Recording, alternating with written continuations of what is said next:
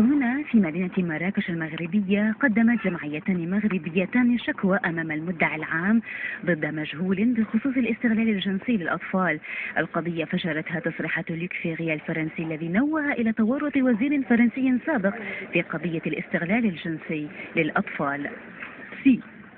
حتى وإن كان هذا المتهم وزيرا سابقا فعليه أن يعاقب على فعلته.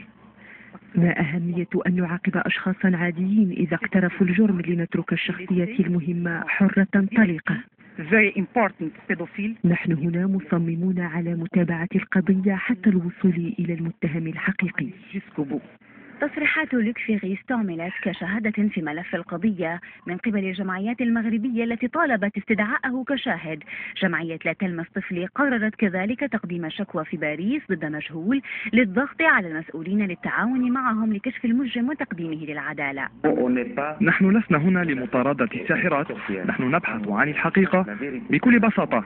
حسب المعلومات التي بحوزتنا، المتهم كان في قسم الشرطة، حاول الاتصال بشخصيات يعرفهم للخروج من المأزق. لماذا تمكن هذا الشخص الإفلات من العدالة؟ من هم المسؤولون المغاربة والفرنسيون الذين ساعدوه؟ بالنسبة لي يجب تحقيق العدالة. مدعي الملك أكد في تصريح له أنه لم يكن هناك أي شكوى قدمت لدى الشرطة حول هذه القضية.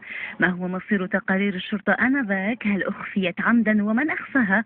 أسئلة ينتظر المغاربة الإجابة عليها بأحر من الجمر.